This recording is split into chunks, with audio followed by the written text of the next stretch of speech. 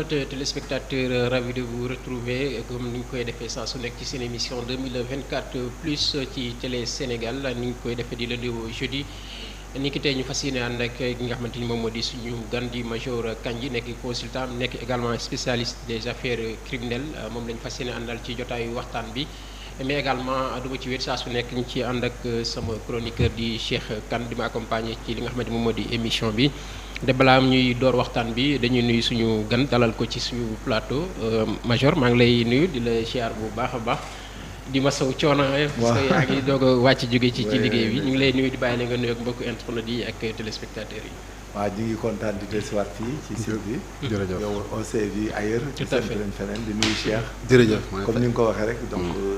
maintenant dëkk bi fi mu toll il faut ñëpp di génn di wax ndànk-ndànk rek chaque fois débat parce que population bi ñoo koy soxla ñoom. effectivement et que population pour nga calmer leen. il faut ngay communiquer ak ñoom quoi. pour ñu mën a xam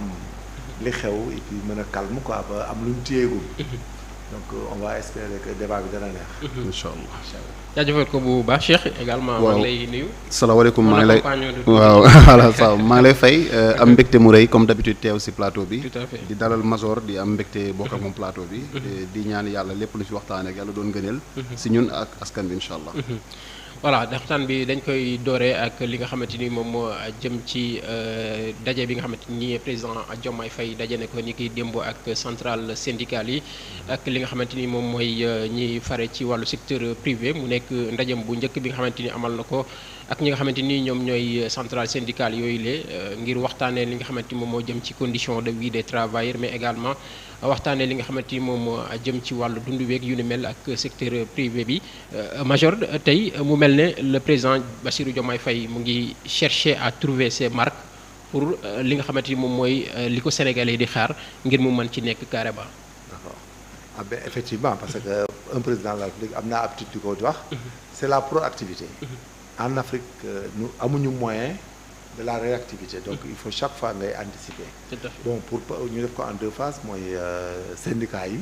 Sénégal syndicats yi ñoo biaisé gouvernement yu bari ah. tous les gouvernements du Sénégal syndicats yi gi ma gis démb la gis naa leen ñuy wax ak yooyu. ñoo biaisé tous ces régimes. parce que j'ai vu les mêmes personnes. ñoo fi nekkoon ci Abdou Diouf. bon détails conflit am. ñoo fi nekkoon ci Abdoulaye Wade. ñoo fi nekkoon aussi ci Macky Sall. Macky Sall def ci lu bari quoi ba xaw leen calmer.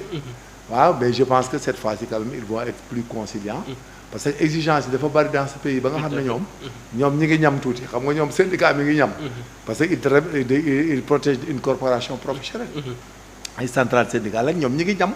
mais dëkk boo xam ne on souffre du chômage. de la vie chère et autres. je pense que syndicalistes yi war nañu am tuuti pudeur ak décence quand même.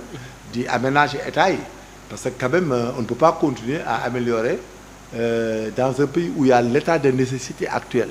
mënoo continuer nag de trop améliorer la condition de quelqu'un qui déjà travaille salaire amul retard amul benn problème il a une petite garantie sociale donc ñoom il faut quand même ñu tegg pédale bi. parce que aussi loolu mooy ku waxul dëgg aussi waxee fenn l'histoire du syndicalisme au Sénégal ça a tout le temps biaisé la gestion des gouvernements yi dañ ci am problème. waaw oui dañ ci am problème parce que syndicalisme Sénégal dafa garaaw. parce que finalement dañuy jël le point le plus sensible si je prends le cas de l'enseignement. imagine nos enfants là on paye toute l'année nga doo leen jàngal dara. nga taxaw képp état noonu arrêté tout au lieu d'attendre les examens pour faire la grève. mais da ngay bañ a jàngale imagine. mais on a des problèmes avec ces histoires de syndicalisme là. donc ñun il faut que Sénégal ñu dem vers un niveau boo xam ne dañuy indi les experts de la Banque mondiale du FMI du BIT. le Bureau international du travail. indi des experts autres pour légiférer davantage sur le traitement des travailleurs au Sénégal. et en Afrique en général pour que éviter parce que pays yu bari ñu ngi ciy dem nañu léegi Côte d'Ivoire c'est rare ngay dégg ko grève parce que dañuy codifier ak plan de carrière il faut qu'on arrive à ça mais xam nga bàyyi suñu merci rek à des syndicalistes yoo xam ne dañuy toog buñ bëggee sax ne avance xaru tabaski daal di indi problème mais finalement on s'en sort pas. wax nga ko sànq nee nga ñi nga xamante moom lañ fa gis démb. depuis Senghor ba léegi presque mën nañu xool Abdou Diouf ba léegi. ba tey ñoo fi nekk di indi est-ce que tey jotul parce que man su ma demee ba gis Mademba Sock. c'est ça gis ñi nga xamante ni ñoom ñooy Cheikh Ndiaye je ne sais pas. ñi nga xamante moom moo nekk CNT Mody Guiro c'est les mêmes personnes yi nga xamante ni man ba ma nekkee xale ba léegi ñoom laay dégg ñu jiite les centrales syndicales est-ce que jotul tey mu am benn alternance générationnelle bu nga xamante et puis une autre manière de syndiquer également. c'est ça moom laa lay expliquer parce que gis nga même tête yi la imagine ñooñu Senghor te Abdou Diouf ba tey ñu ngi fi ba pare chaque fois des casse mais c'est pas mathématiquement illogique même parce que mënoo nekk même personne même formation même taxonomie même réclamation et puis chaque fois on prend les états en bourrique ba ci état boo xam ne yow tu es dans des situations financières incertaines parce que rien tout est kii nous n'avons pas de ressources on va en arriver tu vas voir qu'on n'a rien donc nonobstant cela le chômage est très ardu la cherté de la vie et tout et que l'État ne peut pas et pour que les populations subviennent à leurs besoins c'est les États qui subventionnent les denrées de première nécessité xam nga aussi pays yooyu boo ci bëggee nekk bëgg a jël un régime en bourrique je pense que ça va poser des problèmes je pense que nag cette fois-ci on leur demande vraiment solennellement vraiment d'aménager ce régime-là parce que quand même nous le risque est imminent quand même qu'on ait des problèmes c'est imminent parce que mënuñu buñ ci boole ñoom seen wàll day indi problème syndicalistes yi bu ñu doole ci situation bi ñu nekk nii dara ñu dolli ko ci ñoom seeni problème di bloquer le système de santé bloquer le système éducatif et autres mais ça va créer des problèmes et puis vraiment ils sont pas les parents pauvres de cette société parce que quand même l'État depuis Abdou Diouf Abdoulaye Wade d'ailleurs mais les instituteurs et beaucoup de corps ont été revalorisés Macky Sall aussi a revalorisé beaucoup de choses maintenant le patronat pose problème peut-être il faut qu'on vaille vers le patronat comment aménager mais à l'impossible nul n'est tenu nous n'ignorons pas qu'actuellement avec les guerres l'influence négative des guerres et des crises qui se passent en Europe et ailleurs ça impacte normalement impérativement sur l'économie mondiale et surtout nous les pays du tiers-monde là on n'en parle même pas parce que nous là on crie la dette mais on ne vit que de dette on crie la dette mais on ne vit que de dette donc voilà que donc le problème social il faut qu'il y ait des compromis il faut qu'il soit plus doux et plus compréhensible et qu'on aille crescendo parce que situation bi nekk pourquoi son excellence les a reçus c'est quand même pour les sensibiliser de la situation et pour leur faire comprendre quand même ils ont une partition à développer à jouer pour la paix sociale pour un essor économique supposé entre guillemets parce que c'est pas évident qu'on puisse aller en essor économique au sens étymologique du terme mais il faut le système macroéconomique de l'économie sénégalaise c'est-à-dire le fait de payer des salaires maintenir la santé les élèves aillent à l'école et autres mais à part ça on ne peut pas faire plus. Cheikh ñu gis ne le président il a reçu hier li nga xamante ñoom ñoo di centrale syndicale yi wax naa ko sànq mu nekk loo xamante ni presque c'est les mêmes têtes yi nga xamante ni ñoom ñoo fi nekkoon ñoom li ñu gis ba léegi est-ce que tey jotul mu am une alternance générationnelle au niveau de ces syndicats mais également changer la manière de syndiquer également pour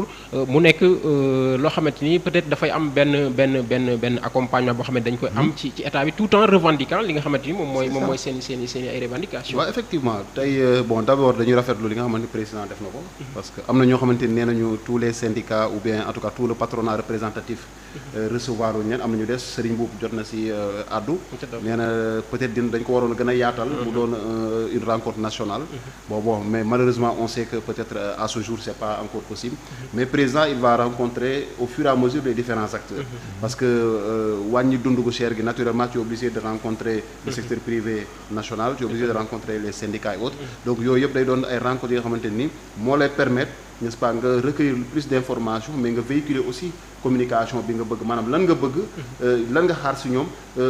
un climat social apaisé bi nga xamante ni dina la permettre aussi nga mën a gouverner en toute transparence mais dans la plus grande sérénité mais boo amee des mouvements syndicaux comme ni ko suñu invité waxee Mazor Kandji donc da ngay gis ne ni finalement c'est un chantage à chaque fois bu leen neexee mën nañu yëngal def ay mouvements d'humeur yi nga xamante ni dina paralyser le système aujourd'hui on voit au niveau des collectivités municipales et autres c'est ça il est quasi impossible n'est-ce pas d'avoir un service n'est-ce pas un extrait de naissance bi nga xamante ni soxna ko wala un certificat de mariage etc ce n'est plus possible donc ils sont sur des grèves yoo xam ne ay 120 heures par ñoom loolu la ñuy décréter ils sont plus dans les trucs de 24 heures 48 heures 72 heures. ay 120 heures lu leen code du travail may la également. voilà effectivement xam nga l'activité syndicale moom est consacrée. C'est déjà ça. yow sax mënoo sur le plan international je parle même sur le plan international. donc c'est un droit protégé. ku nekk am nga droit waaw nga syndiquer nga exprimer wu dans le cadre d'un syndicat. et puis voilà nga appartenir aussi syndicat bu la neex. donc ça c'est la liberté syndicale. mais tamit la liberté syndicale donc aussi c'est vrai. laaj na tamit ñu organiser ko mu am benn dose de patriotisme derrière parce que aussi tu peux pas te permettre comme ni ko Mansour waxee à tout bout de champ pendant toute l'année ngay def des mouvements d'humeur di décréter ay des mots d'ordre de grève yi nga xamante ni finalement même su nekkee parents yi dañuy fay mais bu ñu fayee en contrepartie jàng bi xale yi waroon a jàng le nan lañ ko waxee le taux horaire xaw ma et cetera le quantum horaire bi ñu waroon a am duñ ko mën a am donc mais la conséquence c'est pas tout de suite lañ koy ressentir mais c'est dans c'est plusieurs années plus tard dans 10 ans peut-être on va fabriquer des étudiants ou bien des lycéens qui n'auront même pas le niveau parce qu'ils n'auront pas fait toutes les matières donc da ngay ñëw à l'examen tu da ngay bâcler ne dañuy proposer parce que xale yi jàng lu bëri rapidement nga yóbbu leen mais niveau bi du fa génn donc day doon ay jafe-jafe mais gis nañu aussi les syndicats dañu am benn connotation politique parfois donc da ngay gis syndicats yoo xamante ni parce que Abdoulaye Wade si boppam waxoon na ko nee na moom syndicats yi bokk na si ñi ko daanee donc ñoom ñoo ko poignardé dans le surtout les syndicats qui sont dans le domaine de l'éducation gis nañu quand même voilà entre 2010 2011 2012 vraiment amoon na benn ébullition bu am bi nga xamante ni conduiroon na ba nga xamante ni voilà le président Abdoulaye n'était pas en odeur de sainteté si yenn voilà donc si yenn sénégalais yi donc c'était un peu compliqué mais au-delà aussi Serigne Mboup wax na lu am solo nee na le changement générationnel tamit dafa am solo man ma Demba Sock on était encore gamin bi ñu koy dégg bi ko Youssou Ndour di woy maa Demba su dee yow la ku mu mën a doon xamal ne mu ñuy tooñ donc ça c'était la coupure de l'électricité en son temps c'était du temps de Abdou Diouf donc on se souvient voilà vaguement de ces choses là ba léegi on me dit que ma Demba Sock il est encore aux affaires donc plus de 60 ans après il a plus de 60 ans aujourd'hui kooku mu ngi toujours aux affaires donc ce changement générationnel la création d'emploi xam nga création d'emploi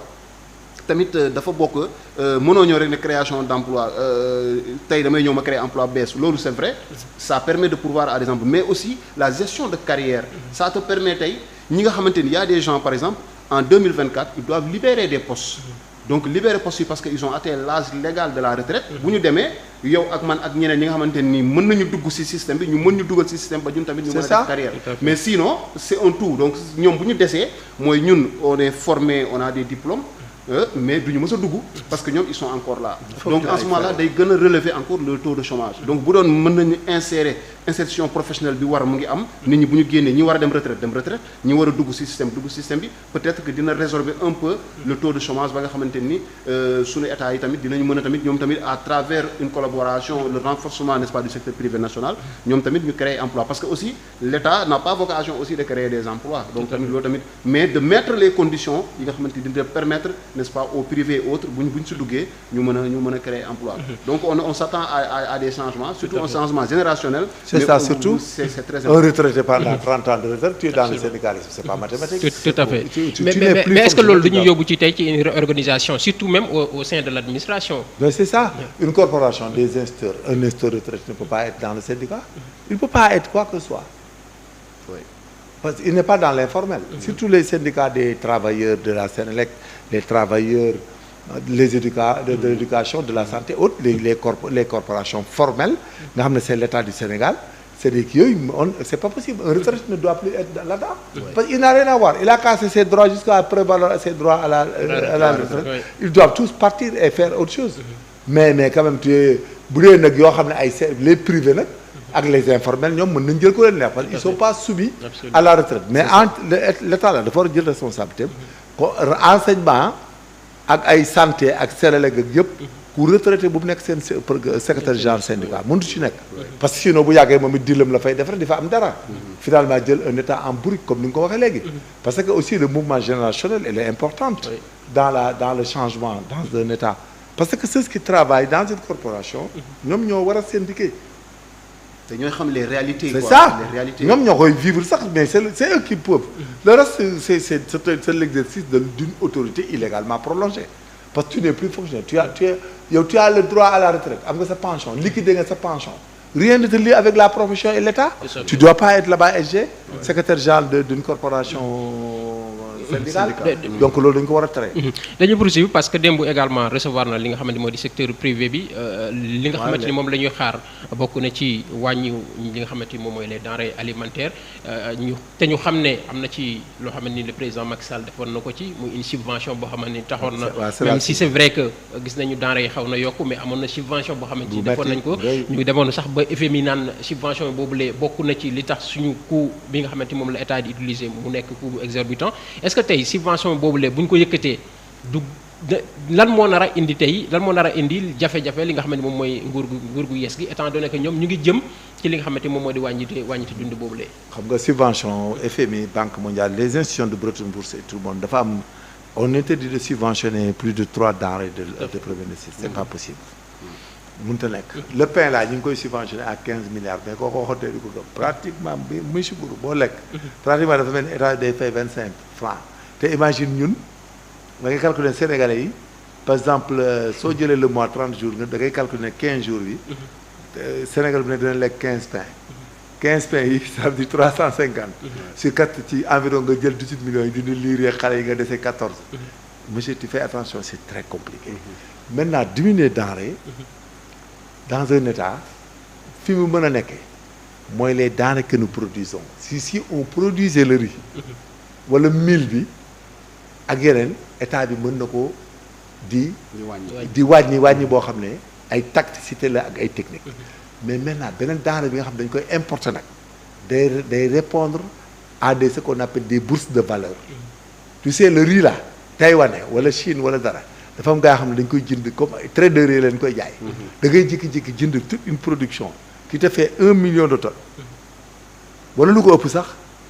ñu jaay ko ba ci vers centre dañ koy jaay ba New York di ko jaay ba pays bi mu jëm waa ji jënd ko doo koy importer bu ñëw nga xam ne yow ci lañ leen li ko ñëw donc les États n'ont pas une grande marge pour wàññi du bari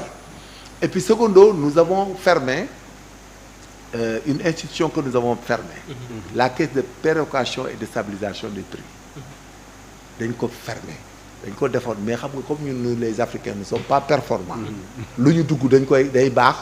mais duñ ko faale dañ koy détourner di ko labaj caisse de péréquation et de stabilisation des prix boobu moo ñu indil problème bi tey parce que kooku mooy tax ne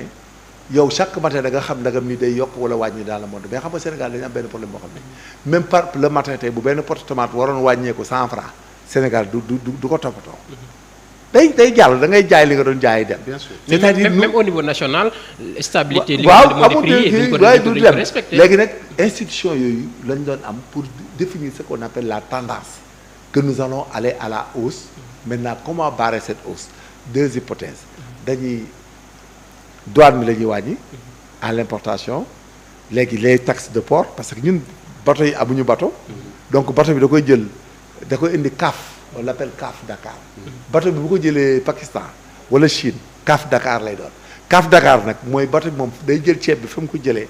ñëw ba ci port Dakar nag team port bi demande autorisation d'accoster ñu wutal ko fu mu accosté muy CAF bu yegsi rek ñu bind ko mu commencé fay port bi muy taxe port yi commencé léegi nga dem jël say manutention neer ñu dugal douane bi nga ñëw aussi def manutention pour génne produit bi ak emballage yi léegi nag loolu nag mooy nekk le prix de revient léegi nag prix de revient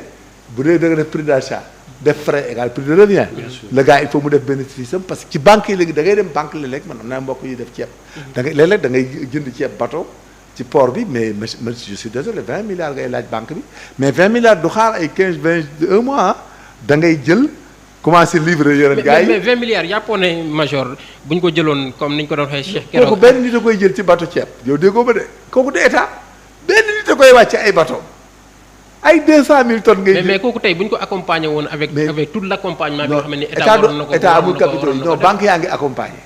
mais mënoo maîtriser inflation boobu gain boobu doo ko mën yow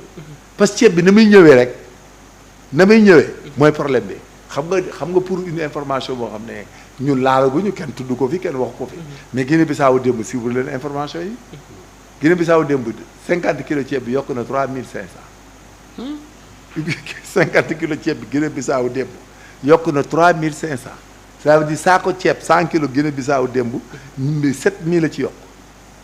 moo tax Sénégal fi ñu téye nii li suñu problème mooy est-ce que nit parce que ñun est-ce que nit attan na ñun Sénégal li ñu subventionné nii est-ce que nit économiquement boo suivre débat yi quoi je ne peux pas anticiper dans ce que tu vas poser mais votre visiteur de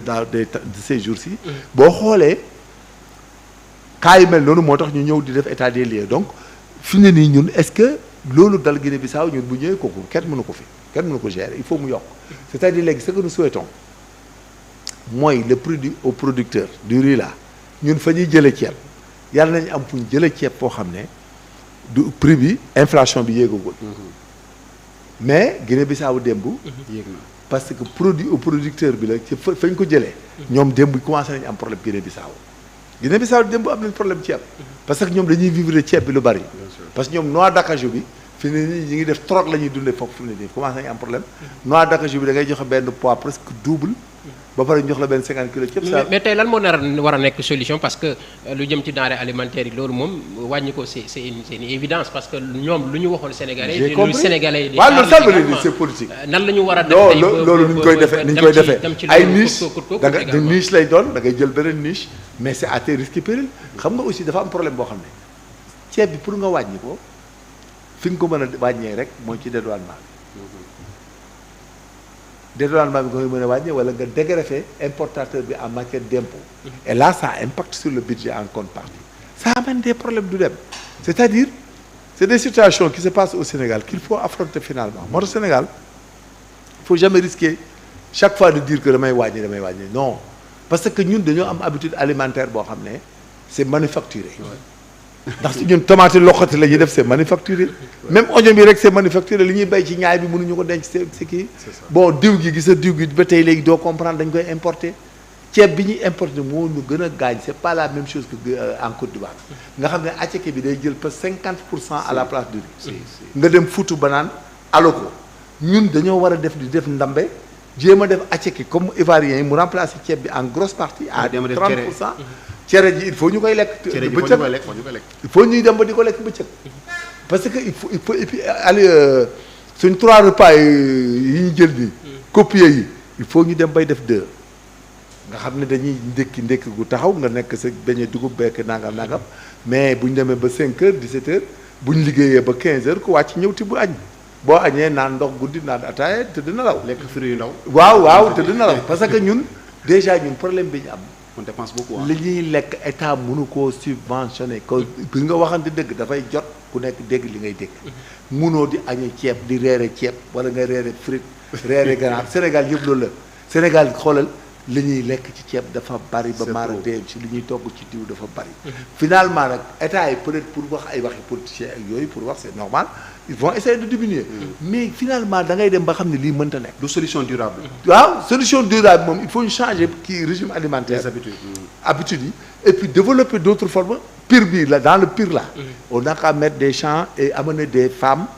ivoiriennes ñu former suñu femmes yi aceke mën na def ci aceke ganaar mën na def aceke poulet mën na def aceke yàpp c'est comme le riz te ñun ñaam bi dañ koy béy fii di ko traduire mais le fognon au sud ak le fognon il faut ñu changer mais mënuñ jël riz pakistanais riz thaïlandais gars yi dugal ko ci bateau daw 5000 kilomètres 10 000 kilomètres après ñëw nga bëgg ne état subventionné boobu ñuy wax ñun mënuñu nekk un pays endetté ba pare di subventionné nga ne da ngay wàññi du dem ça ne pourra jamais aller un jour on va emprunter jël bukki suuri bukki la jikkoon ne di def finalement bukki bu mujj bi jamono ji ñu teg daf ñuy lekk parce que la crise là qui se passe en Ukraine là blé bi farine bi ak blé bi Ukraine bi du ñu baax parce que pourquoi du ñu bàyyi parce que Ukraine bayeetuñ comme ni ñu doon bayee c'est-à-dire stock yi fa desoon ak excédentaire yi moom bu ñu ko lekkee fi ne nii en 2025 maximum 26 yor mburu kenn mënatu koo lekk en Afrique ñun dootuñu am njëgam ndaxte bu boobaa blé bi dana yéeg boo xam ne état bi du ko mën a subventionné muy si mburu lu mu dee Sénégal fii 600 francs mais loolu major dana metti ci séeréer de non dana metti ci ñoom mais ñun aussi ñoo war a jël des habitudes et de changer. Au lieu de nous palabrer, de nous lamenter comme le dit Thomas Sankara, mais ni da ngay wut solution, il faut ñu wut solution. mais aussi mburu c'est pas forcément le blé kese moo ko mën a def quoi. Donc le mil et autres. Ouais, c'est ça mais Sénégal mën nañ ko mais duñ ko nangoo rek koo defal koo wax mën a mënta lekk yàpp koo fi defal beñe dugub mburu dugub mën a mënta lekk yàpp mburu dugub bi koo ko jox mën a mënta lekk mën nañ koo chocolat neex na chocolat ak beurre ak nabbe mais koo fi wax ne ko boole ko mburu du ko def beñe dugub lu kaa duñ ko def di ko lekk c'est-à-dire actuellement ni ñu toll nii gis nga ku naxut sa bopp fi ñu jëm il faut ñu changer habitude alimentaire il faut qu'on aille vers la réduction des repas. Cheikh dégg nga li suñu invité wax major tey dafay mel ne dañu war a dem ci yeneen nouvelle paradigme yu nga xamante ni moom mooy permettre ñu mën a téye li nga xamante ni moom mooy suñu alimentation parce que tey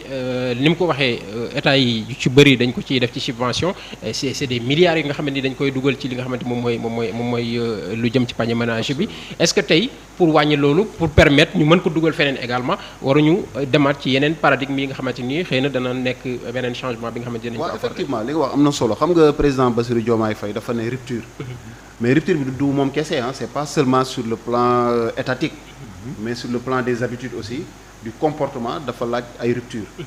tey comme ni ko Mazor waxee am na tey am na benn conjoncture internationale bu waral ni. mbir yi demeewuñu peut-être ñëpp nañ ko doon yaakaar wala nam daan demee. Ukraine ak Russie bu ñu amee guerre c'est pas la faute du Sénégal. Donc s'ils s'affrontent c'est pas la faute mais am na impact. bi nga xamante ni mooy blé bi nga xamante ni dañ ci dépendre. donc souveraineté bi ñu doon wax alimentaire boobu aussi il faut qu'on aille vers ça. tey l'exemple de la Côte d'Ivoire c'est un exemple bi nga xamante ni ça permet d'y voir plus clair parce que ñoom. ceeb dañ koy lekk gaa. mais am na yeneen donc man am na ivoiriens yu ma xamoon mais boo demee bu ñu lay invité tu manges pas du riz. donc attiéké mooy base bi wala des plats à base de banane. donc waaw yooyu ngay lekk. te c'est très nourrissant au passage je te le dis. et puis peut-être côté santé sax. y a un problème de santé publique aussi qui se pose par rapport au riz. tey dama jàpp ne aussi ñun suñu médecins yi kànga bi nga xam ne seen xel màcc na ci wàllu santé aussi. war nañu aussi mettre en exergue li nga xamante ni mooy les risques liés à la consommation excessive du riz. parce que loolu tamit dina permettre tamit peut-être dans la mentalité dans la conscience populaire ñu mën a adopter yeneen type de comportement nga xam ne aussi gouvernement bi ak état bi bu amee ay propositions yu mu def par rapport à ça peut-être pour changement de régime alimentaire nit ñi mën a nangu ne lii c'est dans notre intérêt. donc ñu nangu ne war nañu mën a lekk mburu mi nga xamante ni du blé lañ ko defaree mais ñu defaree ko donc dugub bi nga xam ne peut-être c'est dans le Bawol fa la meññee et c'est le cultivateur sénégalais moo ko def moo ko jaay ñu jënd ko transformer kan moo ko transformer c'est un Sénégalais qui va le transformer c'est un Sénégalais qui va le revendre et c'est un Sénégalais qui va le consommer donc gisuñu benn yoon bu mil bi yéegee bateau xanaa dina yéeg ay oto peut-être ñëw peut-être raay yi su gënee jekk peut-être dinañ ko yeb ci ay wagon mu ñëw ba Dakar wala mu dem fa mu war a dem ñu liggéey ko loolu tamit dafa am solo mais au-delà aussi nos boulangers aussi à un moment donné aussi il faut qu'ils fassent preuve n'est-ce pas de génie rek de génie de générosité waaw defar ay mburu yu baax defar mburu yu baax mais en fait tey ñun dañ doon def parfois on attendait à minuit pain riche lañ ko doon wooyee mais le pain c'était à base de mil mais ñun à minuit on était pile devant la boulangerie di xaar mu génn minuit ba minuit la doon génn on était à Yarakh en ce temps-là la boulangerie Kappa à minuit pile ñun on est devant donc di xaar mu génn mburu bu génn et puis c'était un pain magnifique tu pouvais le manger sans beurre sans rien ni mu génnee noonu su la neexee da nga koy lekk dem tëddi donc vraiment mu doon li nga xamante ni peut-être ñoom tamit dañuy proposer donc peut-être même si c'est pas en de grandes quantités mais de petites quantités peut-être au fur et à mesure peut-être ñuy ñu koy jàngal xale yi waaw nit ñi dinañu si mën a adapté wu donc yooyu noonu day doon mais subvention encore une fois gis nañ ne moom moo fi nekk la seule solution malheureusement mais subvention aussi c'est pas une solution durable parce que état aussi mënul jël lépp lu mu yor rek si gafaam di subventionner bi nga xamante ni amul di subvention voilà amul benn maîtrise si coût yi tey le cultivateur taïwanais bi nga xamante ni peut-être moom moo ji saxal li nga xamante ni mooy ceeb bi kooku l'État du Sénégal amul benn rapport bi nga xam ne am na ak moom amul benn influence ak moom ki la koy jaayit amoo influence ak moom ki la koy dugal ci bateau mënoo ko influence tu peux pas influencer les prix donc ñoom seeni prix lañ yor dañ la koy kii boo bëggee nga jël boo bëggul nga bàyyi bu ñu ñëwee aussi donc voilà ñu livrer la et cetera il y a la réalité douanière qui est derrière te aussi état foofu mu dund aussi parce que état mënul ñëw ne donc exonéré naa tous les produits yu dugg nañ ko bàyyi mu jógee fële Taïwan ñëw port rek dem ci consommateur bi c'est pas possible donc de ce fait on aura des problèmes de budget te dootuñu ci génn donc vraiment dafa laaj beneen xeetu taxawaay mais beneen xeetu gis-gis donc les nu mu tudd léegi nag aussi comme on aime le riz et que en ce moment malheureusement on n'a pas une solution pour ça mais si on travaille à avoir au moins à produire la moitié n'est-ce pas de ce que nous consommons sur l'année donc je pense déjà sur 1 an 2 ans 3 ans si on parvenait à faire ça je pense que dina mën a réduire un peu les coûts et cetera donc nos parents qui sont dans la vallée du fleuve et cetera ñi nga xamante ni ñu ngi au sud du Sénégal n'est-ce pas dans les Faro et autres boo demee ay Ziguinchor Casamance donc ñooñu noonu bu nekkee nii état dooleel na leen may leen moyens yi nga xamante war nañ ci mën a liggéeyee accompagner leen peut-être ils pourront nous produire dans les fii ak année prochaine dans 1 an dans 2 ans li nga xamante ni mooy la moitié au moins de ce que nous consommons et progressivement ñi nga xam ne dañ koy boole comme ni ñuy def ci soble peut-être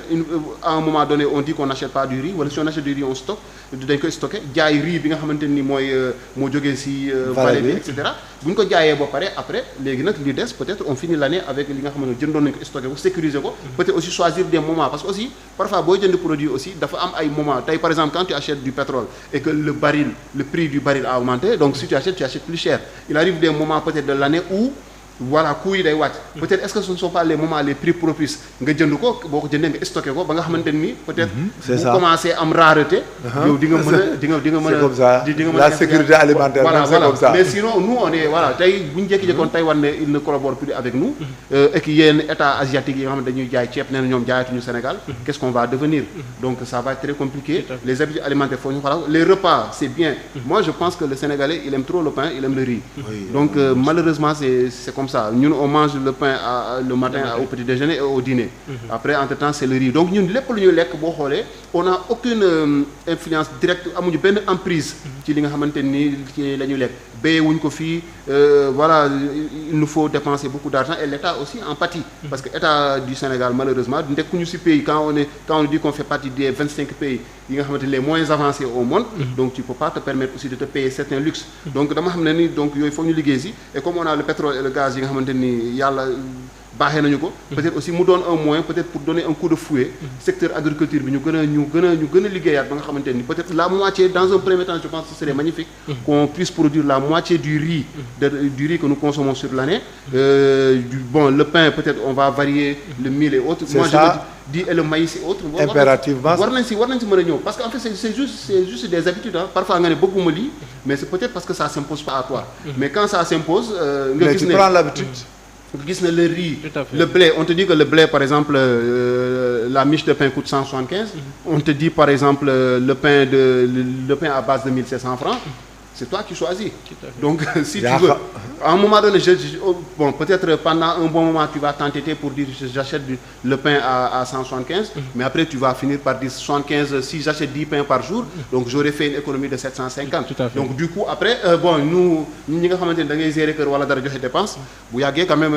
vraiment il y a matière à réfléchir tout à fait Major ñu gis ne le président il a reçu hier li nga xamante moom moo di Charles Michel jiite woon li nga xamante moom moo di délégation Union européenne ñu gis également ci fan yi ñu génn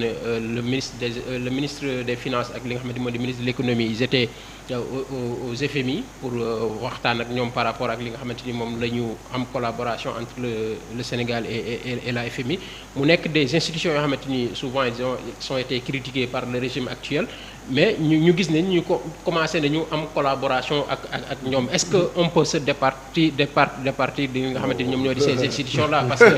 le monde également c'est un monde planétaire c'est des institutions yoo xamante ni ñoom ñoo accompagner ces états tey est-ce que mujj ñu di ñëwaat ci li nga xamante ni ñoo ngi ko doon sujet politique la woon loolu gars yi da naan FMI Banque mondiale nangam loolu tu le dis rek pour atteindre sa adversaire politique mais dans le monde moderne on ne parle jamais de ça même la France s'endette même les États-Unis tout le monde prend de l'argent tout le monde prend de l'argent au FMI à la Banque mondiale dans les gestions de Bretton Woods avec la Chine qui arrête tous les eurobonds Chinois ils achètent les eurobonds ils donnent des prêts ils achètent des eurobonds ramassent ko jëlee ko à 4 ou 5% daal di koy joxewaat dem ba 11% de dire la le monde est comme ça et puis l'endettement est un moyen d'enrichissement l'endettement le fait de s'endetter là mais c'est un moyen de se développer ah oui mais si tu t'endettes et tu t'investis très bien mais là-bas c'est bon c'est ñoom souvent loolu lañ doon critiquer. voilà léegi nag non dañ ko doon critiquer mais vaar baan fi mais je pense que ce monsieur qui est venu hier mu ñëw moo gënoon mu ñàkk ñëw parce que waa ji on est en état maintenant on ne parle plus de ay affaire góor jigéen rek affaire franc-maçon suñu yoon nekku ci waa mais il a beaucoup été critiqué. waaw je sais il a été critiqué erreur la parce que booy wut nguur da ngay wax rek mais léegi maintenant tout le monde est enregistré sooy wax moom mais voilà le résultat parce que Mauritanie bi dégg nañ ko dégg waa ji dégg c'est regrettable mais heureusement que Diomaye a rectifié le tir quoi parce que lui c'est lui heureusement qui est le président de la République ce que les autres disaient ne nous intéresse plus nous avons qu'un seul président de la République unique avec U et unique voilà il est unique dans son siège et unique dans ses décisions le reste ce n'est que des gens nommés par décret comprendre donc dañuy jël ñooñu ñëpp teg leen benn boor léegi nag on prend son excellence le président de la République Diomaye maintenant comme il n'a pas fait de faute il a fait preuve d'humilité de politesse et de correction moom parce que moo tax sax kenn laalu ko kenn song ko parce que nit bu yaroo nekk jeune yaru nite am ngor ba dañ la koy delloo xam nga xale bu yaroo rek dañ la koy delloo boo ko jaayee gars yi jaay la seen bakkan defante ko yow mais il a bien fait maintenant côté benn bi ñuy critiquer moom loolu dañ koy bàyyee kii sama copain kii Guèye nu mu tuddati Mamatar Matar lu mu la ci wax moom la ñuy def waaw ñun Mame Matar mooy suñ kilifa ci boor boobu waaw Matar moom Mame Matar moo Jamra Mame Matar mooy wax su ne baaxut nag dañ ci ànd waaw bu lu mu ci wax moom la ñuy àndal mais recevoir le gars était bon parce que le gars c'est des taupes ñooñu boo leen sàgganee doo dem boo leen deful attention déglu woo leen doo dem gis nga waa ji il était venu pour de vive voix jàkkaarloog Diomaye son excellence là pour tester ko xool ko mesurer ko peser ko looloo ko indi muy benn l'environnement des affaires là c'est propice moo tax mu ñëw loolu aussi ay toob lañ am nañ gars yi ko du moom kese ànd de faites très attention àndul moom kese de gars yi ñëw nañ ba def série tour round yooyu donc il a fait l'environnement des affaires il a bien regardé il en a parlé il a bien évalué maintenant parce que discours yi ñu waxoon moom la doon ñëwaat di xool discours yi ñu doon wax yëpp la ñëw di xool est-ce que moom la ñuy dëggal ba léegi waaw dafa ñëw évaluer na waa ji évaluer na président de la République bi il a regardé l'environnement des affaires il a vu avec ses synthèses et autres la sécurité interne par rapport à la menace des terroristes ak yooyu yëpp parce que dañ leen ci ay doon tudd c'est un tout secondo même il a vu la situation de la pêche pour voir nagam dëgg laam déet nagam nos pêcheurs souffrent xam nga nee na les pêcheurs sénégalais parcourent de longues distances pour ne prendre que peu de poissons il a été interviewé après ici quand il est parti là aussitôt il a fait le feedback il a été interviewé donc ñun en tant qu'État on est tenu pour que ñu comprendre quoi parce que quand on parle État quand on parle dans une dimension très élevée on n'est plus dans une opposition on n'est plus dans autre chose que maintenant on est dans un système étatique et là il faut qu'on sauvegarde notre survie aussi étatique voilà donc du ñu mën a considérer ñun ay góor jigéen nag ay francs-maçons yooyu ñun en tant qu'intellectuels et développeurs qui ont appris ces systèmes là pour savoir ce que cela veut dire ñun c'est pas notre problème que la personne soit ait des déviances sexuelles ailleurs qu'il soit un franc-maçon qu'il soit inculte inceste loolu ça l'intéresse chez lui nous ce qui nous intéresse c'est la coopération internationale qu'on gère avec lui et que là-bas lui il est en train de voir il a dit que nous avons peu de ressources donc il faut qu'on soit appuyés nous sinon on arrête tout de suite on sera plus un État quoi on va arrêter donc ñun on gère avec lui la relation internationale dans la coopération internationale foofu la ñuy yem ak moom bis bu waree nag yëf yi yeneen dugal fi lu ci bokk Mame Matar ak fi bu boobaa Mame Matar dana ko rek ah maanaam on a des garde-fous comme Mame Matar moo tax loolu Sénégalais je le dis que jarta tiit parce que Mame Matar Gueye est là il est outillé il comprend et il surveille mais nous sommes dans un cadre étatique présentement et nous gérons la relation et la coopération internationale parce que il faut mu ñëw valider ñu. waaye dafa ñëw pour valider ñu qu'on soit très prudent et très clair. il est venu pour nous valider pour que li gars yi di ragal institutions internationales yi. les bailleurs de fonds les investisseurs les businessmen étrangers. pour que mu ne leen le Sénégal est sûr. c'est important. secondo mu ñëw évaluer les nouveaux chefs. ce qu'il disait par rapport au aujourd'hui donc on a élu un président qui s'appelle Diomaye et lui il est dans les bonnes dispositions et c'est lui qui décide donc il n'a pas de problème. il est même prêt à une coopération gagnant-gagnant. voilà donc loolu Diomaye lay évaluer et c'est lui qui décide mu ne leen c'est bon le Sénégal est sûr parce que le nouveau dirigeant le nouveau chef c'est le président de la République il accepte il veut que tout soit orthodoxe. C'est ce qu'on appelle l'orthodoxie. Vous venez, vous investissez, vous gagnez ce que vous avez gagné, vous payez ce que vous devez payer et vous partez avec vos biens. C'est ce qu'on est en train de chercher. Donc loolu la moo tax adduna bi dafa nekk niveau boo xam ne dafa am yu bari yoo xam ne bu sa yoon nekkee rek da ngay am problème voilà boo ci dugalee sa loxo ak sa yoon ñoom da boo fi tuddee lu ci bokkul même affaire yooyu ñu wax ay borom ñaari tur yooyu yëpp ñu ci dugal tudd ko ci. Je suis désolé mais finalement c'était pas décent. waaw parce que li gars yi doon wax ki ko waxoon wax na ko. wax góor jigéen yi martelé c'était pas bon. mais malheureusement le coup est déjà parti parce que maintenant on est en électronique. mais heureusement que Diomaye ne l'a pas dit et c'est lui le président de la République. On se base à ça et on se barricade à ça. Il est en train de bien parler il est en train de bien se comporter moom moo ñu intéressé on n'a pas affaire avec un autre. On a affaire avec son excellence le président Diomaye Diakhar Faye. C'est lui qui va répondre moralement civilement pénalement du Sénégal. Donc ñi ci des comme ci décret suba nga génn foofu bu ne genre qu'il n'entre plus ici doo fa duggati. Voilà donc on est en matière d'état actuellement qu'on soit un peu prudent aussi parce que buñ yàq loo xam ne affaire politique moo tax ñu yàq ko. C'est un peu dangereux parce que ces gars-là boo leen xoxotale doo ko nettali. Ah oui il faut que soit clair de ces gens-là ben monsieur il faut aller là-bas et voir. C'est eux qui ordonnent gis nga ñoom. ñooy sécuriser ñooy wax ñuy indi koppar ñooy wax ñu lebal. ñooy contrôler le monde. waaw mais c'est le monde est contrôlé.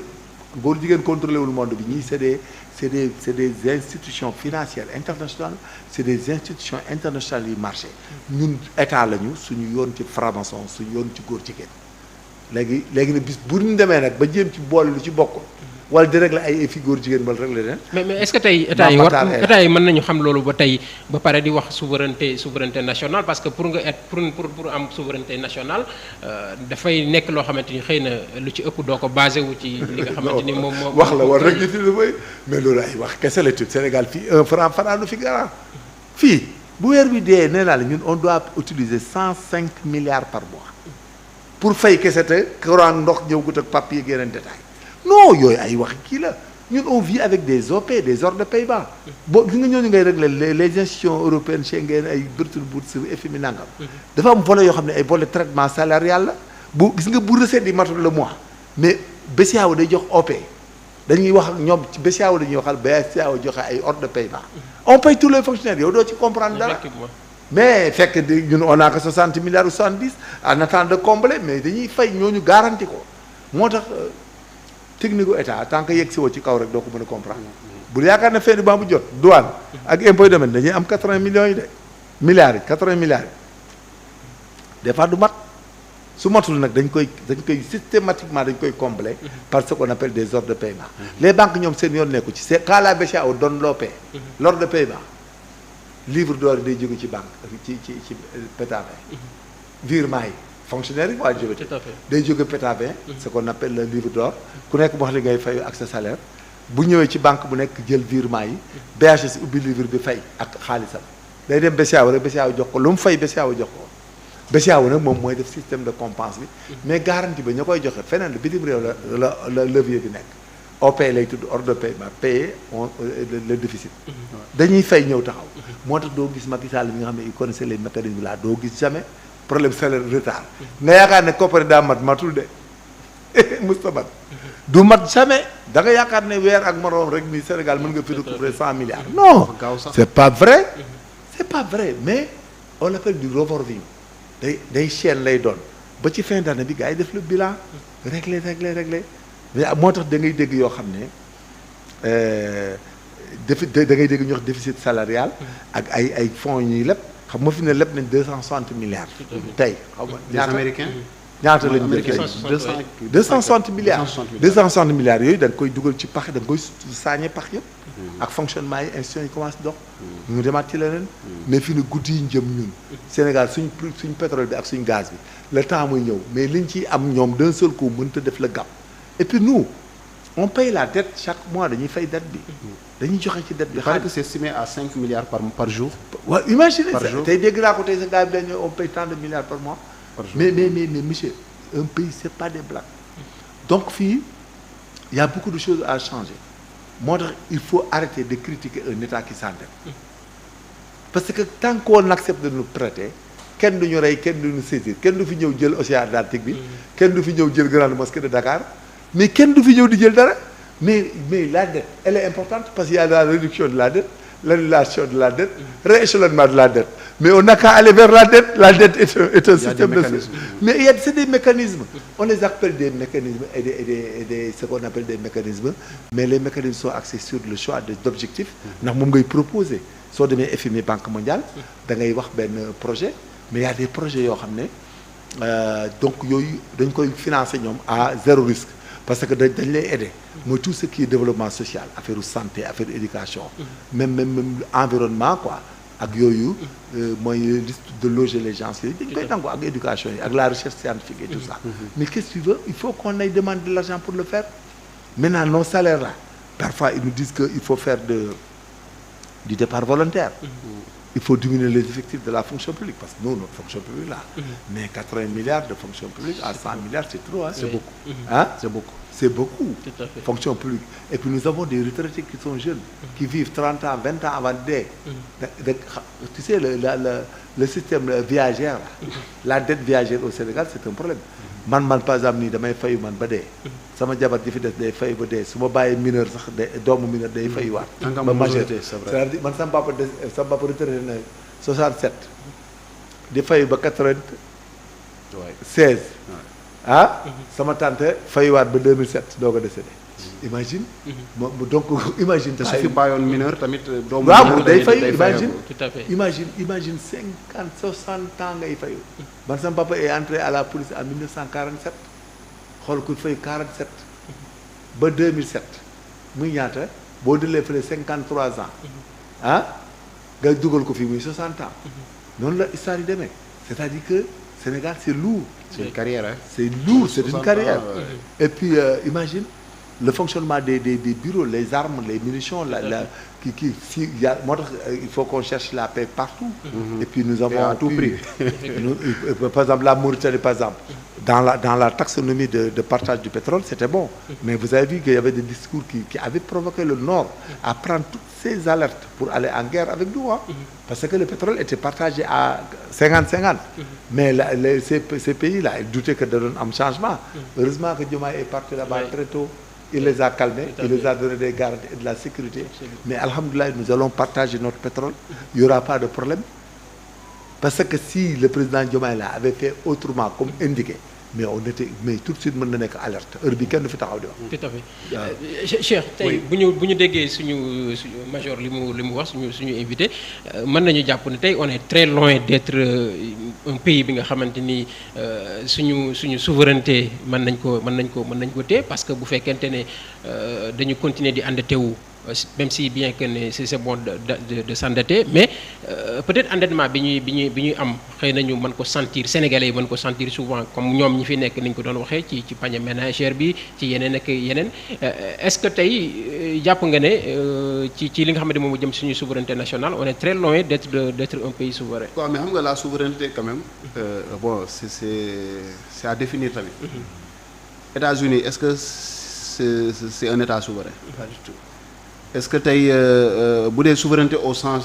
absolu dañ koy dégg au sens absolu est-ce que États-Unis te État souverain la est-ce que Chine État souverain parce que c'est des États ce sont les deux États les plus endettés je pense au monde. Bah alors loolu. Donc est-ce que à cause de l'endettement on peut décréter qu'un État est souverain ou bien qu'il ne l'est pas? Maintenant peut-être la souveraineté sur le plan territorial. C'est ça. Je pense que c'est pas négociable. am nañ ko am nga ci droit. Maintenant la souveraineté sur le plan économique pas dans l'absolu c'est pas possible. c'est pas possible. Parce que bu dee yow li ngay nduggee ji marché du yow yaa koy jox sa bopp. Donc tu es obligé de faire des compromis. Tu es obligé de faire des sessions. dina am loo bàyyi bët foo ko neex ngay xool. ah oui en tout cas dans tous les cas c'est négocié. Comme yaa ngi si dugg si négociation si partenariat mooy mënoo def loola neex. Parce que aussi comme ne nga partenariat là c'est entre différentes parties. Donc du coup yow tu es obligé de te conformer ak li nga xamante ni loolu ngeen arrêté. Tey moi j'ai aucun problème ak ñu liggéey ak Union européenne. c'est ça. Comme ni ko sunu invité waxee c'est des quand même institutions yi nga xamante ni qui sont solides mais qui ont une voix qui porte loin. Tey man su ma doonoon un investisseur français je veux venir au Sénégal et que ma gis ne Union européenne ne ma Sénégal c'est un pays à éviter. Tu penses que man en tant que français investisseur français dinaa ñëw Sénégal je vais pas venir. Ou bien que le monde des affaires au Sénégal n'est-ce pas dafa am ay jafe-jafe. Le climat social n'est pas apaisé. Donc je pense que dinaa wuti beneen dëkk bi nga xamante ni foofu laay gën a investir. Gis nañu en Côte d'Ivoire quand il y a eu la guerre. avec Gbagbo. On a vu que même seen port bi sax il y a des bateaux qui ne desservaient plus. N'est-ce pas au niveau. ñu doon dem Togo Lomé. dañ doon waaw donc ñu doon dem ñii di ñëw Sénégal donc et cetera donc day wane ni donc yooyu yëpp c'est des gaz yoo xamante ni dañ ko war a jël. Ba nga xamante ni les investisseurs tamit seen xaalis lañu yor dañuy ñëw dugal sa réew te aussi c'est pour faire des profits. Ce ne sont pas des enfants de cœur. Ils viennent pas parce que ils trouvent que le Sénégal il fait bon, le soleil est beau et que peut-être on a le soleil sur 365 jours. C'est pas ça qui les intéresse. S'ils viennent au Sénégal c'est pour que leurs intérêts soient d'abord préservés. Ñu am état bi nga xamante ni dina leen garantir que ñoom bu ñu investir seen investissement bi dina am sécurité bi war. Mais au-delà aussi qu'à la fin que cela puisse être rentable ba nga xamante ni ñoom bu ñuy dem dinañ mën a bi ñu investir Sénégal am nañ si koppar gi lañ si am peut-être ils vont partir avec ou bien dinañ ko investir si yeneen domaine. Donc yooyu encore une fois dafa am solo donc souveraineté moi je dis c'est bien mais souveraineté absolue moom mënul nekk moom dans ce monde-là où c'est la mondialisation la globalisation. Tey ma joxal exemple Sénégal souveraineté Sénégal mën na yeewu rek génne baril pétrole. Fixer prix am nu mu ko neexee ne baril pétrole lii lay jar. C'est pas possible. On sait que voilà donc am na ay normes ay organismes yoo xamante ni ñooy fixer ne ak qualité bi tout ça. waaw ne baril pétrole lii lay jar donc Sénégal moo koy génnee moo ko moom di ko jaay waaye mënu ko jaayee nu mu ko neexee donc il y a des standards donc yi nga xamante ni au niveau international yoo xamante ni tu es obligé de te conformer. Léegi nag souveraineté comme sur le plan territorial c'est bien mais sur d'autres aspects maintenant souveraineté mën nañu ko déggee aussi. La liberté de pouvoir négocier, de pouvoir choisir le partenaire avec qui commercer. Ça c'est la souveraineté. C'est déjà bon hein. Mën nga dem Chine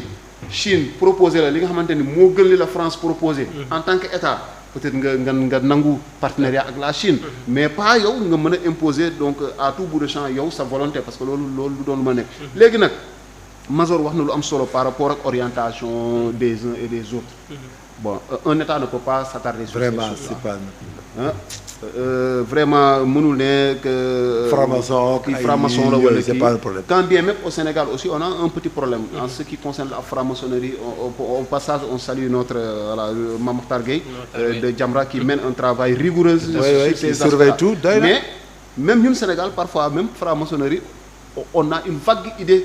de ce que serait la franc-maçonnerie ñun Sénégal dañuy jàpp franc-maçonnerie da ngay dékku la ne kii dafa sacrifier doomam. waaw dégg naa tey suba loolu est-ce que sacrifier sa doom mooy franc-maçonnerie donc gars yi ñu ngi si yeneen parce que ñoom ils sont dans d'autres aspects ils sont plutôt pour une sélection de l'élite pour pouvoir quand même faire passer des décisions. ñoom ay kii lañu quoi. nu mu tudd ay lobby la yoo xamante ne dañu organiser wu selon ils ont des intérêts communs. ñuy jéem a imposer li nga xamante ni moom la ñu bëgg donc ba nga xamante ni ñoom parfois ils peuvent imposer même aux gouvernants aux chefs d'État bu baax seeni volonté tey il suffit que ñu décider peut-être de faire de toi le président du Sénégal un de ces quatre peut-être qu'ils vont te fabriquer on a vu George Bush Junior bi nga xamante ni même les Américains disent que c'est l'un des présidents les plus nuls en tout cas de l'histoire des États-Unis mais ba mu leen neexee ba ñu ko bëggee ils en ont fait un président mën nañ aussi am influence yenn la marche du monde donc ba nga xamante ni yow doo si mën dara léegi nag ñun on n'est pas trop dans ces considérations. Pas du tout ku nekk ku mu neex doon na lu la neex parce que l'essentiel mooy bu ñu toogee di waxtaan on parle pas de ça on parle de l'intérêt du Sénégal les accords de pêche on en parle les pêcheurs les acteurs de la pêche yi nga xamante ni ñu ngi jël tey les bateaux les pirogues de fortune di braver nu mu tudd les risques et autres au niveau de l'Atlantique wala de la Méditerranée pour dem si yenn dëkk yi loolu mën nañ si waxtaan donc mën nañu waxtaan aussi si ay accords yi nga xamante peut-être c'est pour accompagner le Sénégal si ay projets voilà sur les 5 axes par exemple yi nga xamante ni président Bassirou Diomaye nee na moo conçu projet nan la ñuy accompagner Sénégal si yooyu la ñuy waxtaanee mais après ces orientations s'il finit il prend son avion il retourne il fait le reste ne nous intéresse pas. Est-ce qu'on va dire qu'on va pas aujourd'hui coopérer avec la France parce que le premier ministre français était une erreur. est-ce que ñeme nañ est-ce que tey président Bassirou Diomaye Faye premier ministre français Gabriel Attal dina ñëw Sénégal mu ne du ma ko recevoir parce que bon il a des orientations non il vient pas pour ces orientations léegi nag Sénégal alhamdulilah am nañu assise bu ñu permettre ñun suñu xel dal côté boobu noonu le président Macky Sall qu'on les critique qu'on soit d'accord ou pas avec lui quand il a saisi de se décider de se prononcer si ay wàllub il a été clair donc d'autres le critiquent même pour dire qu'il n'a pas été très clair mais il y a parfois ce qu'on appelle le politiquement correct donc am na nooy waxee peut-être diplomatie dafa am lu mu laaj peut-être li ngay waxee mënoo waxee nenn ni mais ça veut dire c'est non tu peux dire non mais avec une certaine courtoisie bi nga xamante ni une certaine diplomatie bi nga xam ne moo koy accompagner mais je me dis li président Macky Sall bañ même su ko bëggoon nangu peuple sénégalais non c'est Sénégal bu mënu fi nekk ki nga xamante ni mooy président Bassirou Diomaye mënuñu sax xalaat ne moom il fera dina loolu ñoom sax xam nañ ne c'est une expérience qu'on peut pas vivre au Sénégal actuellement même l'église da ngay gis ginnaaw non bañ leen saay voilà église bi day génn africaine bi dafa jël position gis nga voilà c'est réglé et puis même le pape François il a dit que l'Afrique c'est un cas à part donc parce que gars yi dañoo génn ne non pas du tout moo tax ça suffit jarutul donc on n'est pas inquiet on n'est pas inquiet par rapport à ça. On n'est pas influencé par ça. Juste li ñu dese ci bëri waxtu bëreetul major ñu gis ne le président il a déjà installé gis nañu teg na li nga xamante moom moo di gouvernement am xëy na am na ci loo xamante ni moom mooy ay prérogatives am ay objectifs yi nga xamante ni am na ko mu ngi commencé doxal ngir fexe ba li nga xamante moo di jafe-jafe askan wi wàññeeku mais ñu gis ne également li nga xamante ni moom moo di machine judiciaire bi également gis nañu commencé nañ ci wax rapport yi nga xamante ni OFNAC génne na ko yeneen ci rapport yi nga xamante ni ñu ngi koy xaar am na ci li nga xamante ni moo di projet de loi boo xamante ni également bëgg na ko indi pour protéger li nga xamante ni moom mooy lanceur d'alerte yi mënuñ la invité ba nga dem tey te waxuñu ci en tant que koo xamante ni dafay yëngatu ci wàllu yoon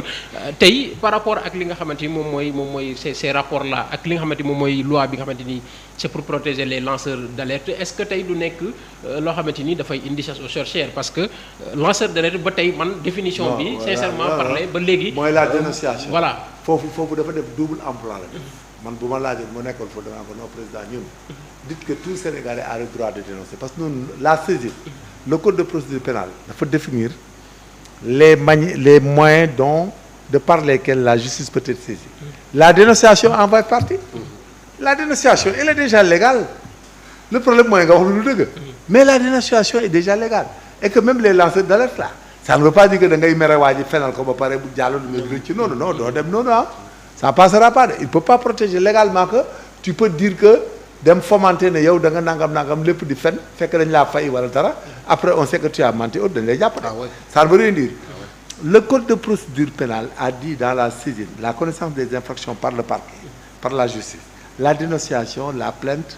la rumeur publique et les preuves constantes du procureur de la République donc cela veut dire que déjà nous l'avons Sénégal on a tellement créé de choses que de lois de textes ces temps passés là yoo xam ne c'est amalgamé parce que ça existe déjà même la pédophilie dont on parlait là c'était la même chose viol sur mineur était aggravé donc on n'avait pas besoin de dire encore pédophile c'est superflu il ne devait même pas s'engager à ça parce que actuellement gis nga tey même Adamo am na benn libaane bu nekk teeru bi ñu koy waxal ndek ay gars ñoo ñëw defar ay kayit di ko jéem a chantage jox ko Adamo mais gis nañ depuis loolu boobu ba léegi gars yi ñu ngi génn ay vidéo waaw di ay terrain jàmbur ak kër jàmbur est-ce que ne tey narul indi sax même waaw mais c'est-à-dire dañuy dem ba dañuy ridicule c'est-à-dire on n'est que dans un pays de menteurs ou de personnes qui non de colporteurs parce que dañuy jàngal suñu bopp fen ak labaj ak soxor ak inventé te bu yàggee loolu xale dañ koy tàmm Sénégal boo gisee kenn yow kii monsieur gis naa mu jënd oto bu mënta am 14 millions c'est-à-dire bu yàggee yow ñoom sax bu ñu ci nekkee di ko régler ñoom dootuñu liggéey donc lanceur d'alerte yooyu problème bi amoon ci ab société politique ils ont tellement dit des choses sur des gens il a pris mais lanceur d'alerte moom je ne suis pas d'accord man personnellement parce que déjà le code de procédure pénale, la manière de connaître les infractions par le parquet, la dénonciation en fait partie. Tout Sénégalais a le droit de dénoncer. Dites-leur que vous avez le droit de dénoncer. Xam nga lan la waroon def lan lañu defee erreur. Il devait avoir une agence qui se gère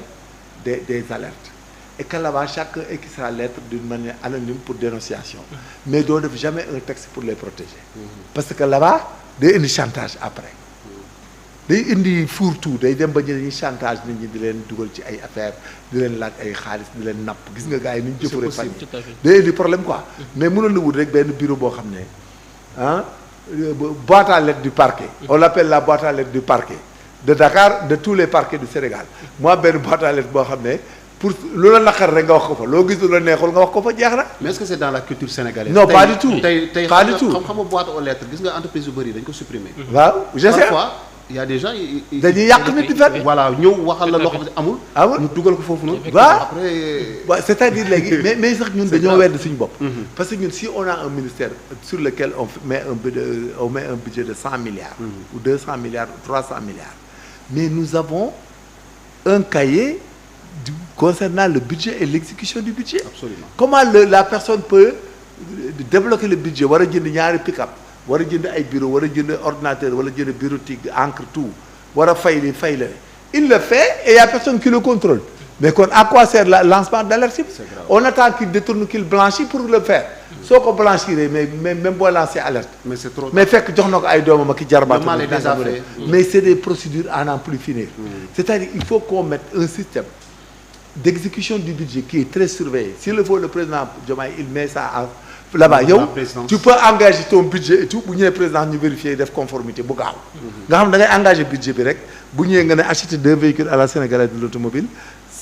total égale 46 millions conformité du véhicule. Il y a un bureau qui va vérifier les véhicules tout de suite. En fait moi man par contre Mazor pour kii un peu appuyer mooy man dama xalaat ne il faut pas attendre par exemple la fin de l'année pour. Non pas du tout. Tout ce qui dépasse da nga koy contrôler. En fait il y a des évaluations à mi-parcours. Mais il y a des UF. Voilà au moins il y avait des UF loo jënd dañ koy contrôler. Voilà ñu koy contrôler yow Trésor ak ministère des Finances lu ñu la décaissé li nga jënd dañ ko war a vérifier à l'instant. à la minute si c'est conforme. maanaam tey bu dee da nga détourner benn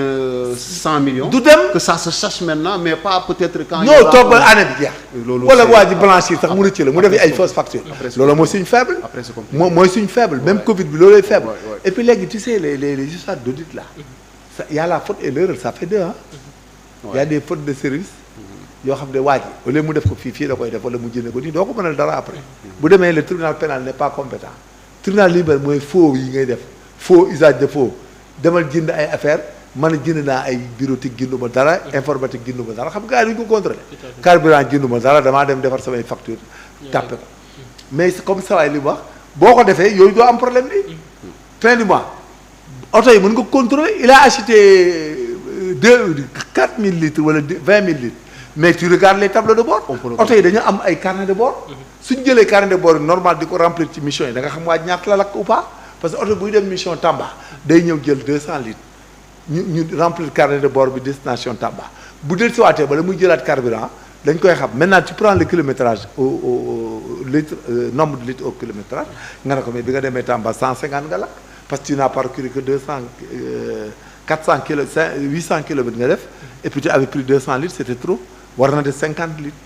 loolu am na armée mais daa amatul ci civil yi. s'il le donne à l'armée et yenn affaire yi contrôlé mais ça passe. Mais quand à permettre à des jeunes qui parcourent le pays. ku nekk ñu lay yundu naan loo yor say loo jënd oto même sax da nga gis ko takk jabar sax ñu ne takk na jabar maye 15 millions. mais lanceur d'alerte yëpp dañ ko wax. mais par contre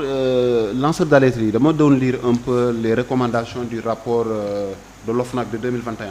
C'est dans les recommandations. Comme je l'ai dit hier, je pensais que c'est le président Diomaye qui a eu mais c'était dans les rapports. C'était une recommandation de protéger les lanceurs d'alerte. Léegi peut-être bon pour le moment je pense qu'on peut pas trop dire qui est lanceur d'alerte et qui voilà il faut ñu peut-être quand la loi je pense que la loi va définir dans un service nag boo fa nekkee vraiment chef bi def lu dul yoon mais mun nga ko boole je pense plutôt peut-être est-ce que ce sera pas orienté dans ce cadre là c'est sûr dans ce cadre moom on est d'accord sama directeur ñu bokk agence mais man may liggéey ak yow et que je vois que yow gis nga def nga. da nga détourné malversation et détournement. boole. yow am nga pouvoir licenciement wala et cetera donc ba nga xamante ni man su ma ko defee. je pourrais ne pas être comment dirais-je exposé par rapport ak parce que aussi am nga pouvoir par rapport ak man. yaay suma directeur donc peut-être loi dina ma mën a protéger. waaw moo tax il faut dire que tout Sénégalais qui est au courant d'un fait insolite de détournement de trafic de fraude de nangam. a le droit de le kii et puis loolu la loi les protège déjà parce que diffamation il faut que les faits ne sont pas avérés parce que boo waxee lu dëgg ñu ne la waxoon lu dëgg mais boo porté plainte pour diffamation dans les règles de la mënut a mujj fenn parce que li nga wax lu dëgg bu dee aussi da nga détourné xaalis mais ñu ñëw na da nga détourné dénonciation la lanceur d'alerte moo tax Diomaye le président dama bëggoon mu wax dénonciation xam nga ne alerte dafa vague parce que dénoncer c'est prévu par le code il faut après dénoncer les lanceurs d'alerte sont sous le régime juridique de dénonciateur. Et si toutefois que yow li ngay ces informations yoo xam ne da nga koy dénoncer c'est pas vérifiable. après lan moo ci war a nekk la suite lay poursuivre te bu la poursuivre saisine bi day jàll. parce que l'honorabilité aussi de la personne. risque la parce que waa ji boo nee dafa sàcc si 30 millions. gars yi ñëw xool 30 millions nga ne damaa juum nangam mais waa ji lay poursuivre. te bu la poursuivre c'est pas l'État ne va pas dire que non dafa juum non ça passe pas parce que bu loolu dëgg dañ lay jàpp. donc il faut faire très attention par rapport à oui affaire bi lay ouais dana ni kontaan. non je pense que la loi va prévoir tout ça. waaw moo tax dénonciation la tout Sénégalais a le droit sous le régime de l'anonymat de dénoncer mais li ma gisee gauche yi di ko def tey ci TikTok yeeg yooyu dem di photo kër yeeg photo étage ça devient un fourre-tout moom. c'est allé trop vite. waaw très vite. et puis y a pas la loi n'est pas encore disponible. xam nga tamit lépp li ngay teg rek. waaw il faut daal ñu def loolu daal. waaw da nga war a jël benn loi bu méngoo ak loolu. nga mën a justifier suba bu ñu la nee lan moo tax nga def di nga ne loi bi moo ma permettre mais y a pas encore de loi. nga permettre dem photo kër jàmbur photo oto jàmbur. waaw comme li Adama def loolu c'est pas moi je pense que c'est loolu c'est très grave. mais pour vous dire que lanceur d'alerte y a des gens qui sont mal intentionnés man quand je commande la brigade de recherche de Dakar am na benn gars boo xam ne dafa nekkoon ci benn société libanaise mais dafa dem Libanais bi doon fay ci impôt export ak import ak nangam yëpp photocopie indi yow suba teel nekk dafa am ak moom problème rek ñu ñëw rek mu dénoncé ñëw indil ñu yëpp daal ne waa ju fay fii day négocier ak waa impôt fii waroon na fay 20 millions 7 la fay fii nangam mais xam nga loolu c'est un fourre-tout. bu boobaa impôt sax ñoom ñëppay am problème. boo ci duggee vous étiez compétent même pour. non man apprécier non j'étais compétent. mais boo ci duggee aussi da ngay indi sa bopp coow loo xam ne yow sax est-ce que da nga ko mën a régler. c'est ça et puis da ngay lor ay nit sax. mais après quand j'ai convoqué le gars laaj ko mu ne man kayit yi sax damaa ñëw gis ñu sàcc ko. gis nga c'est pas normal. déjà ba woo ko ne ko recel nga def. kayit jàmbur droit di ko sàcc di ko indi gendarmerie police. waaw da ngay bind fay mais doo jël ay documents jàmbur indi ko. delloo waa ji ay kayitam ne ko demal loo war a fay demal fay ko nangam je m'en fiche parce que man du ma fonctionner noonu. du ma nangu ngay jël nit di ko lor noonu ci ay maali foro yoo xam ne yow société bi ngay liggéey neexu la demal tribunal du travail. wala demal ci inspection du travail. parce que aussi il faut ñu bàyyi Sénégalais yi ñuy dem à l'orthodoxie mais di liggéey ci société ñëw di fenal borom société bi di ko complot yaa ngi complot impôt yaa ngi complot douane di complot gendarme di complot lu ne loolu c'est pas bon. bu yàggee réew bi day yàgg day tax ba l'environnement des affaires day saturé. day dem ba kenn du ko ñëw. Major juste une dernière question temps bi jeex na mais loolu foog ma laaj la ko parce que comme da nga yëngatu ci wàllu yoon ñu gis ne également le général Moussa Fall gis nañ Sénégalais yi ñu ci bëri vraiment yenn ci ay kàddu yoo xam ne ñu ngi koy yëkkati teg ci mu nekk un général bi nga xamante ni il a beaucoup servi la nation est-ce que tey kàddu yi nga xamante ni ñu ngi koy dégg des fois ñu koy yëkkati ci di ko teg ci koom par rapport ak taxawaay bi nga xamante ni am na ko ci ay missions yu bëri yi nga xamante ni def na ko ci Sénégal ak fi nga xamante ni mooy di bitim réew est-ce que yooyu également nekkul la nga xamante ni souvent mën na discréditer li nga xamante ni mooy l'honneur de cette personne mais day annuler sax l'autorité des gendarmes et ailleurs day tax ëllëg ñu ragal c'est dangereux moo tax mosuma ci d'accord xam nga man yàgg naa opposé wu ak ñoom pour que ñuy préserver les institutions étatiques commencer du président de la République jusqu'en bas parce que voilà le résultat dañ lay fébriliser pour rien mais il fébrilise pas le président de la République ni le général Moussa Fall autre mais ni ñu def genre bi lañ commencé def sax même son excellence dañ lay fébriliser inventé de toute pièce da ngay régler góor jigéen ñi xam nga tu comprends yooyu baaxul ci réew institution étatique kenn du ko affaiblir soo gisee ñu changé ay discours yooyu parce que dañu xam ne un président de la République boo ko affaiblir. et surtout souvent ñoom ils sont au service de la nation. non mais man ñun ñoo koy def mais ñun Moussa Fall. autorité bi mu am moom le plus petit OPJ moom la am. y a rien d'inventé, tout est écrit dans les textes. yow da ngay dem def sa manifestation def fa infraction parce que pour conquérir le pouvoir da ngay def du n'importe quoi pour am pouvoir kenn du ko gagner par ay affaire da ngay def lu ne wax lu ne nag mais Moussa n'a jamais fait un abus bu day ni bët mënu puso yàgg naa leen wax ne même ñi ngeen di wax dee nañ dem ba ca fin ba balistique yi génn ngeen xam nañ ci dugg xool ba boobaa ñu xam lan la cela veut dire te ëllëg ak si biir sous peu les gens vont se comporter de la même manière envers son excellence Diomaye et envers Ousmane bu gën a violent te bu boobaa ñun ñooy taxawaat protéger leen un jour les gosses là wala les gens là s'ils sont pas contents ils vont essayer d'arrêter au palais ou à la primature wala di jéem a sànni xeer ak di def affaire parce que sénégalais ku leen xam ne bu seen intérêt compromettre rek ñu wane tànk bukki xam nga fi ne nii ñu ngi nekk fii ko wax mu naan daara mais jamono ji ñu nekk ak àdduna bi ñu nekk kan moo mën a wàññi lépp te c'est le contraire même on a une menace d'inflation dans le monde ak jours yi ñu toll donc loolu bu amee tey ñooñu jóg tey di bëgg a dal ci kaw autorité kan moo ko les zones en France la réforme des retraites c'est ça mais yow fi ne nii un Moussa Fall s'il n'est pas au Sénégal ba ñuy jógaat ay nit jógaat bëgg a song président Diomaye qui va le protéger les gendarmes vous n'avez jamais vu de gendarme ni de policiers ñu tirer où que ce soit nit ñëpp ku ne jàkk gàddu sa làmmiñ pour ñu fi nekkoon nga mere leen bëgg leen fi jëlee léegi nag loolu dafa jeex Moussa Fall c'est lui qui a sauvé la République ba état bi demul ci anarchie Nations Unies ñëwu fi ba ñoom tey ñu mën cee jot te biñ ci jotee gis nañ ko bañ demee ci palais ñoom Moussa dañoo ñëw garde bu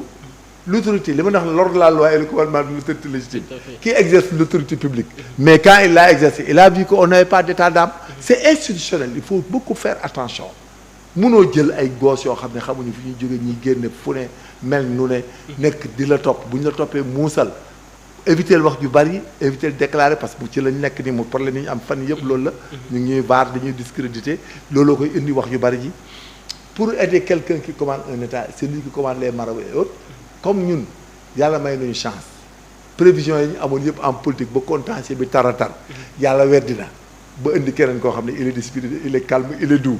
réglé na problème bu marabout yi en un revers de main Diomaye réglé na ko jox na leen garantie li ñu ragaloon les marabouts allaient raser les murs Diomaye les a ramenés gos dañ ñëwoon marabout duñ toog mu dox Diomaye teg na leen ñuy tëdd muy dox donc il a amené la confiance dans ce pays mais c'est important monsieur ce qu'il a fait la Mauritanie là dont on parle le nord là on savait déjà celui qui compromet les contrats de pétrole ñu dem guerre ça c'était clair mais te même Gambie bu mu dem aussi c'est ma ne Gambie bi mu dem aussi mais bi Diomaye gën a réussir te Sénégalais yi mënuñu koo xam parce que yooyu secret défense mënuñu ko xam mais Diomaye xam na ko te yëg na ko te def na li ñu ko wax bu demutoon Mauritanie wala mu jéemoon ci leneen topp ñeneen billaay heure bi rek kon ñu ngi rek leneen missile yaa ngi wàcc parce que président de la République loolu lañ ci doon wër bon mais xam naa ne yàlla sax moo ñu sauvé avec cette histoire d'avènement là de l'alternance y a la main de Dieu quoi parce que la main de Dieu rek lay nuru lii parce que bu doon lañ préparé woon feneen bu ci yàlla dugal toll loxoom rek mën na am lu demee ni mu demee nii ni mu gaawee ak ni mu calmé quoi parce que boy bi gis nga le président son excellence là mais il a amadoué tout le monde en un temps record parce que les marabouts là c'était fini parce que kenn yaakaaru ko woon sax danañ waxante dëgg rek fan yii avant président di génn son excellence mais kenn yaakaaru ko il y avait beaucoup d'inquiétudes par rapport il y avait beaucoup d'inquiétudes, il rasait les murs et puis la Mauritanie ñun on savait loo xam ne ki ci biti xam ko xam nga am na fu ma wax ne gis nga ñenn ñi s'il y a des problèmes il y a le nord et le sud ñun ñooy sud bi ñoom ñuy nord bi xam nga doo mën a da nga koy codé da nga koy codé mais ñun xamoon nañ ne pétrole bi bu ko Diomaye réglé wutoon nii le président réglé ko nii ba laahi danañ xeex dañuy xeex te bu boobaa gaa yàkkamti woon nañ cee dugg da nga doon yee war ak ay forces étrangères occupé site yi billaahi laa la wax taxaw ak seen i missile Cheikh pour terminer ma bàyyi la nga tàggatoo la question de général Moussa Fall vraiment non par xam nga rapport man dama jàpp ne il faut juste qu'on soit des légalistes moi je ne sais pas si le général Moussa Fall il est coupable de quelque chose ou bien il ne l'est pas mais nañ ko tamit nangul la présomption d'innocence jusqu'à preuve du contraire jusqu'à ce que sa culpabilité soit établie ñun dañuy jàpp ne il est innocent léegi nag bu amee enquête yu leer ñu ne nit ñi fi faatu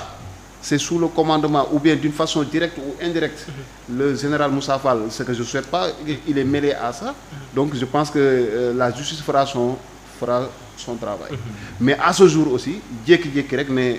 décrété parce que peut-être il était la personne la plus en vue en ce temps-là. Non, c'est lui au commandant de la donc gendarmerie. voilà, après aussi qu'on dirige n'est-ce pas toutes nos armes contre lui. loolu tamit bon le faire serait une erreur parce que boo nekkoon place am aussi.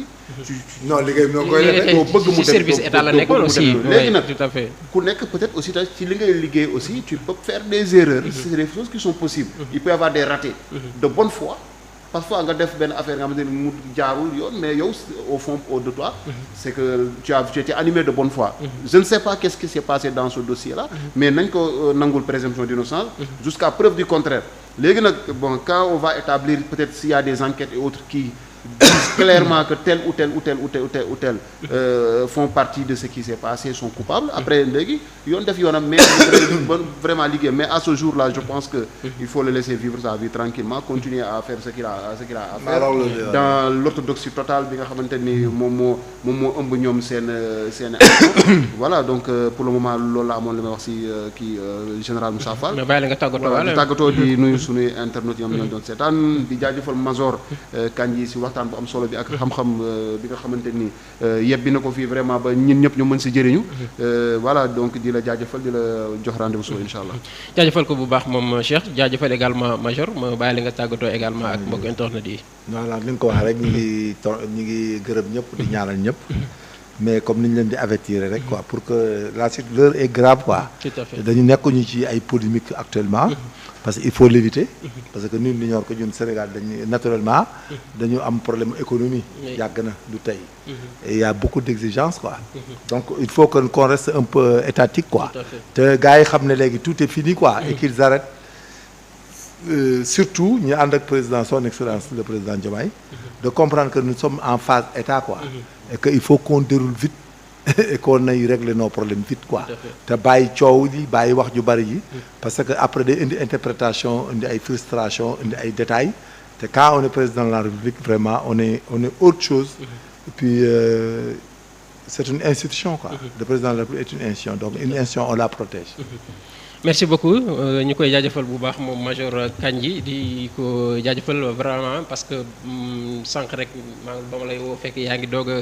yegg si sa kër ñu koy jaajëfal bu baax a baax ci teewaay bi nga xam ne amoon na ko ci li nga xam ne moo di émission 2024 plus jaajëfal également mon compagnonnage de tous les jours muy Cheikh Kane moom mooy accompagner saa su nekk ci li nga xamante ni moom moo di 2024 plus jaajëfal également mbokk internet yi nga xamante ni dañuy topp saa su nekk ñi ñu suivre bokk na ci Ibrahima Pleya ak ñi ngi bëri ñi nga xamante ni dañuy topp ci li nga xamante moo di internet bi jaajëfal également soxna Binet mi fare woon ci wàllu régie bi di leen jaajëfal bu baax a baax ci teewlu bi di ànd ak ñun saa su nekk ci 2024 plus di leen jox dégg-dégg suba incha allah ci beneen numéro ak beneen invité d'ici là portez-vous bien.